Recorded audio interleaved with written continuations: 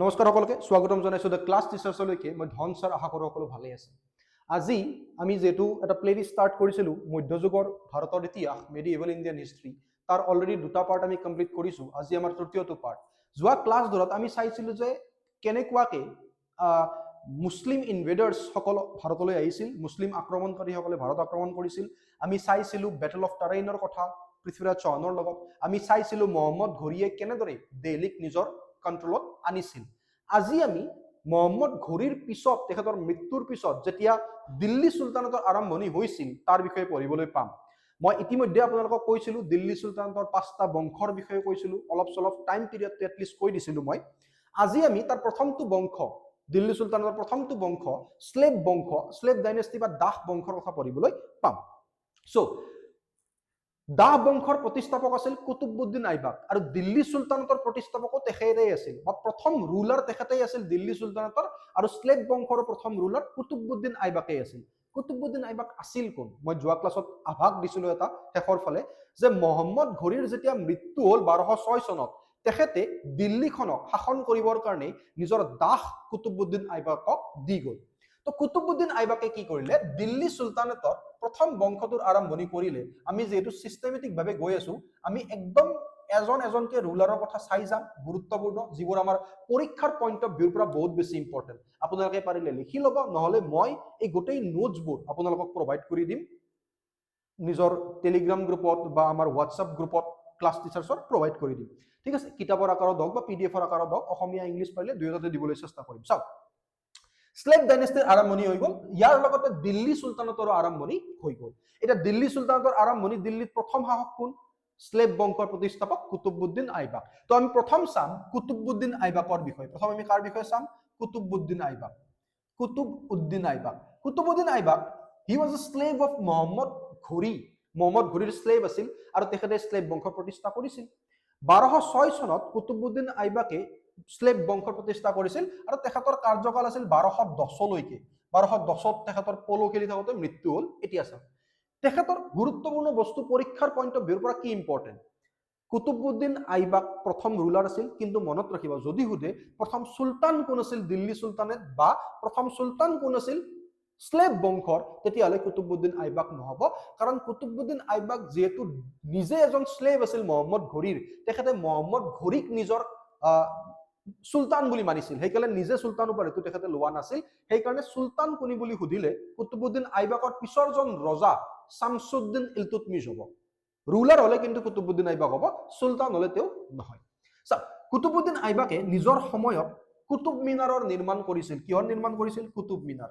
এতিয়া কুতুব মিনাৰৰ কথা যিহেতু আহিল, আমি কুতুব মিনাৰৰ বিষয়ে অলপ জানি লওঁ। কুতুব মিনাৰ, কুতুবুদ্দিন আইবাকে কাৰ নামত আৰম্ভ কৰিছিল? চাওক, কুতুবুদ্দিন আইবাকে কুতুব মিনাৰ আৰম্ভ কৰিছিল in the memory of a Sufi saint, এজন চুফি চেইণ্ট, খ্বাজা কুতুবুদ্দিন বখতিয়াৰ কাকি। মনত থাকিব, খ্বাজা কুতুবুদ্দিন বখতিয়াৰ কাকিৰ নামত কুতুব মিনাৰৰ আৰম্ভণি কৰিছিল কুতুবুদ্দিন আইবাকে 1220 চনত। অলপ চাই লওঁ ইয়াৰ বিষয়ে। 1220ত কি কৰিলে? খ্বাজা কুতুবুদ্দিন বখতিয়াৰ কাকিৰ নামত প্ৰথম যিটো ফ্ল'ৰ আছিল কুতুব মিনাৰৰ, ফাৰ্ষ্ট ষ্টৰী, এইটো বনালে কুতুবুদ্দিন আইবাকে 1220ত। তাৰ পিছত আহিল 1211 চনত শামছুদ্দিন ইলতুৎমিছ, শ্লেভ বংশৰ নেক্সট ৰজা। আৰামবক্স আছিল যদিও আমি ইলতুৎমিছৰ কথাই পঢ়িবলৈ পাওঁ। ইলতুৎমিছে কি কৰিলে? ইয়াৰ ওপৰত 3টা ষ্টৰে বনাই দিলে, 3টা ফ্ল'ৰ বনাই দিলে। কিমান চনত? সৰি, এইটো 1192 হ'ব। ফাৰ্ষ্ট ফ্ল'ৰটো কুতুবুদ্দিন আইবাকে 1192ত বনাইছিল। তাৰ পিছৰ 3টা শামছুদ্দিন ইলতুৎমিছে কেতিয়া বনাইছিল? 1220ত। কিন্তু কি হ'ল, 1359 অহালৈকে, 1369 অহালৈকে, সৰি 69 অহালৈকে কি হ'ল, ইয়াৰ যিটো ওপৰৰ ফ্ল'ৰ আছিল, ষ্টৰে আছিল, সেইটো লাইটনিঙৰ কাৰণে বেয়া হৈ গ'ল। আৰু 1369ত কি কৰিলে? এইটো ফ্ল'ৰ আকৌ মেৰামতি কৰিলে, আৰু ইয়াৰ ওপৰত আকৌ এটা ষ্টৰে লগালে বা ফ্ল'ৰ লগালে কোনে? এইটো লগাইছিল তুগলক বংশৰ তৃতীয়জন শাসক ফিৰোজ শ্বাহ তুগলকে। কোনে? ফিৰোজ শ্বাহ তুগলকে 1369ত। তো কুতুব মিনাৰৰ কথা আমি অলপ চলপ চাই ললো। ঠিক আছে, মই ভাবো আপোনালোকে এইখিনি বস্তু বুজি পালে। ওকে, এতিয়া চাওক, কুতুব মিনাৰ আৰম্ভণি কৰিছিল 1192ত কোনে? কুতুবুদ্দিন আইবাকে। কেতিয়া? 1192 চনত। আমি তাৰাইনৰ দ্বিতীয় যুদ্ধৰ কথা পঢ়িছো তাৰ পিছত। কুতুবুদ্দিন আইবাকে দুটা মস্ক বনাইছিল। কি বনাইছিল? মস্ক। কি আছিল নাম দুটা মস্কৰ? প্ৰথমটো আছিল কুৱাত উল ইছলাম। যদি সোধে এটা বস্তু বহুত ইম্পৰ্টেণ্ট যে ভাৰতৰ প্ৰথমটো মস্ক বা মছজিদ কোনটো আছিল ভাৰতৰ প্ৰথমটো কুৱাতুল ইছলাম এইটোৰ নিৰ্মাণো আৰম্ভ কৰিছিল 1192 চনত ইয়াৰ বাহিৰেও এটা আছিল আধাই দিন কা জোপৰা এইটো আজমেৰত আছে ৰাজস্থানৰ আজমেৰত আছে এইটো বনাইছিল কোনে আধাই দিন কা জোপৰা মস্ক কুতুবুদ্দিন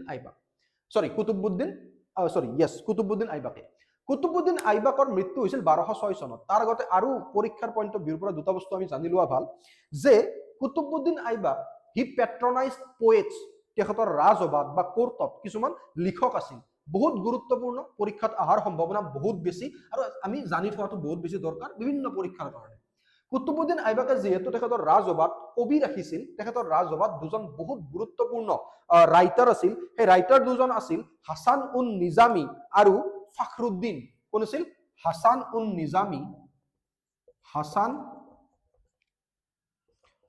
নিজামী আৰু ফখৰুদ্দিন কিয় ইম্পৰ্টেণ্ট ফখৰুদ্দিন কিয় ইম্পৰ্টেণ্ট এই কাৰণে ইম্পৰ্টেণ্ট কাৰণ হাছান উন নিজামীয়ে কি লিখিছিল ফখৰুদ্দিনে লিখিছিল তাৰিখ ই মুবাৰক শ্বাহী আৰু হাছান উন নিজামীয়ে লিখিছিল তাজ উল মশিৰ কিছুমানক এনো আছে নাছিৰ বুলি কয় তাজুল মশিৰ লিখিছিল হাছান উন নিজামীয়ে ফখৰুদ্দিনে লিখিছিল তাৰিখ এ মুবাৰক শ্বাহী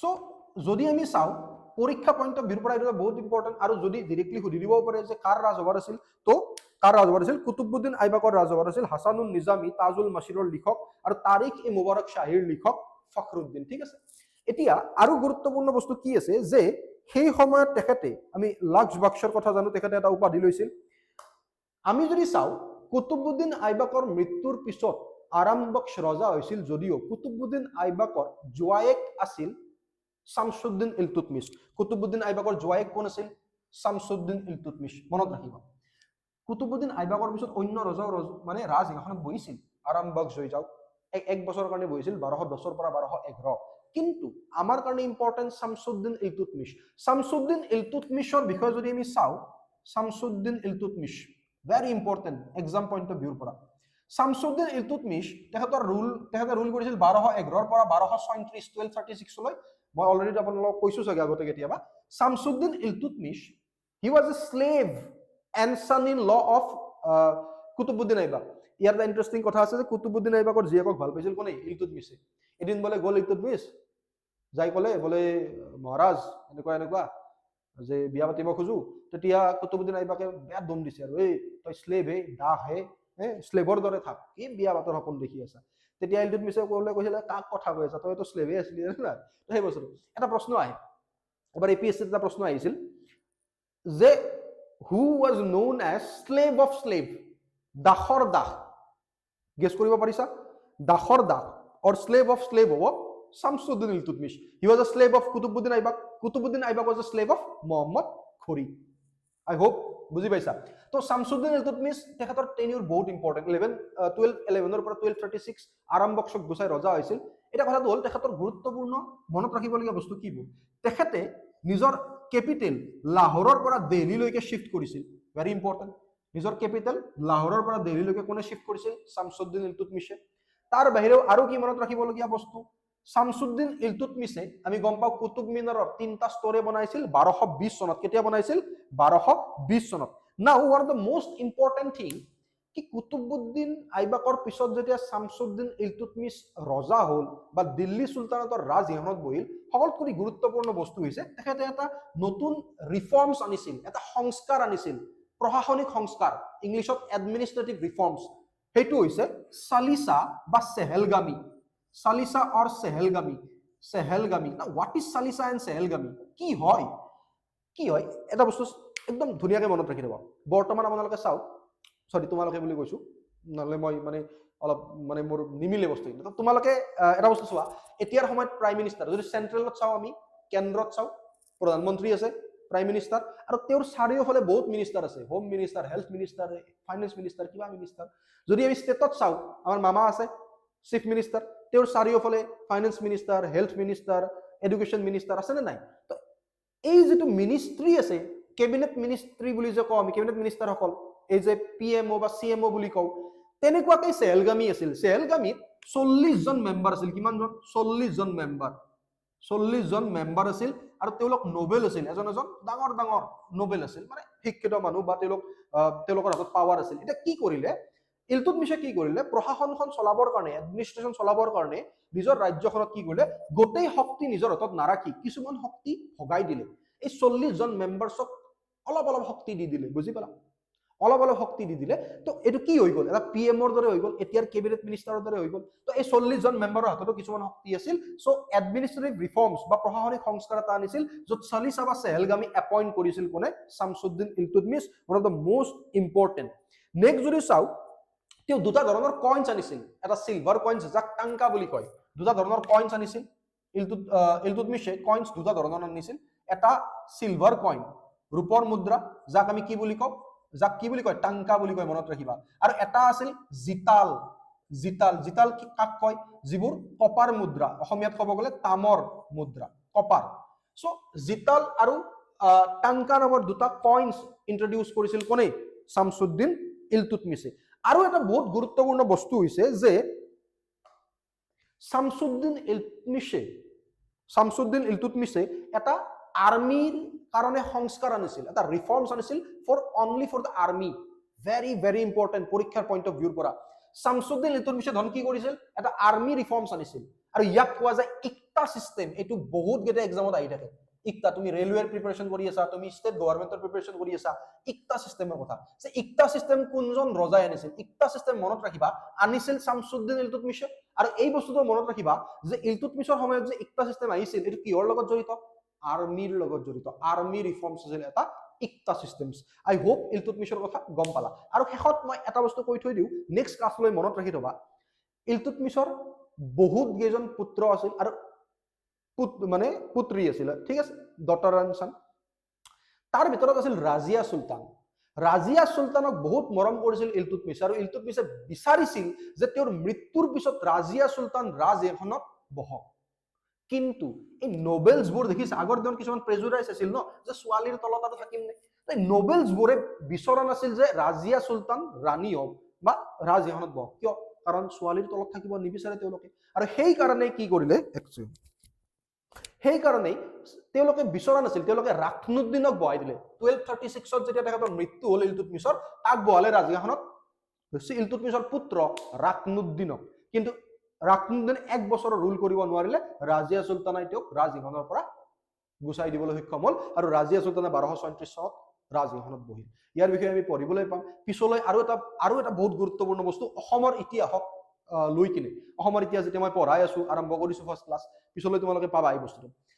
ইলতুৎমিছৰ পুত্ৰ আছিল এজন, একদম সৰু পুত্ৰ, মৰাৰ সময়ত একদম সৰু আছিল, কিন্তু মাকে বিচাৰিছিল যে সেই পুত্ৰজন পিছলৈ ৰজা হওক। নাম আছিল নাছিৰুদ্দিন মাহমুদ। এই নাছিৰুদ্দিন মাহমুদ অসমৰ ইতিহাসৰ লগত বহুত বেছিকে জড়িত। পৃথুৰ কথা আপোনালোকে শুনিছে, তোমালোকে শুনিছা পৃথুৰ কথা। এই যে দলংখন বনাব, উৰণীয়া সেতু, দীঘলী পুখুৰীৰ পৰা নুনমাটি যিখন দলং, উৰণীয়া সেতু আছে, মহাৰাজা পৃথুৰ নামত দিছে। তো পৃথুৰ সময়ত নাছিৰুদ্দিন মাহমুদে অসম আক্ৰমণ কৰিছিল। এই বিষয়ে বহুত ধুনীয়াকে বুজাম মই যেতিয়া অসমৰ ইতিহাস পঢ়াম, ঠিক আছে। আই হোপ তোমালোকে এই বস্তুখিনি বুজি পালা। আজি যে শ্লেপ বংশৰ আৰম্ভণি কৰিলো, দুজন গুৰুত্বপূৰ্ণ শাসকৰ যিবোৰ লাগতিয়াল বস্তু পৰীক্ষাৰ পইণ্ট অফ ভিউৰ পৰা আমি ডিছকাছ কৰিলো, মই ভাবো তোমালোকে এই বস্তুখিনি বুজি পালা। কুইয়াৰ চেবা দিছে বিজনক। So thank you so much everyone. ইয়াৰ পিছৰ ক্লাছত আমি ৰাজিয়া চুলতান আৰু শ্লেপ বংশৰ যিবোৰ গুৰুত্বপূৰ্ণ ৰজা আছিল, ঘিয়াছুদ্দিন বলবান হৈ যাওক, নাছিৰুদ্দিন মাহমুদ হৈ যাওক, তেওঁলোকৰ বিষয়েও চাম, আৰু গোটেই লাগতিয়াল বস্তুখিনি চাম। চ' আই হোপ আজিৰ ক্লাছটোৱে কিছু লাভ দিলে। এনেকুৱাকৈ আমি আগুৱাই লৈ যাম আমাৰ ক্লাছ। বিভিন্ন বিষয়, প্ৰতিটো বিষয় আহিব, APSCৰ পৰা আদি কৰি ষ্টেট গভৰ্ণমেণ্টৰ সকলো বস্তুৰে লাগতিয়াল গোটেই টপিক বিষয়বোৰ আহিব। আমি একেলগে আগবাঢ়ি যাম। বহুত বেছি মৰম, বহুত ভাল পোৱা, বহুত বেছি আশীৰ্বাদ মোৰ ফালৰ পৰা। লগ পাম সকলোকে নেক্সট ক্লাছত। তেতিয়ালৈকে জয় অসম।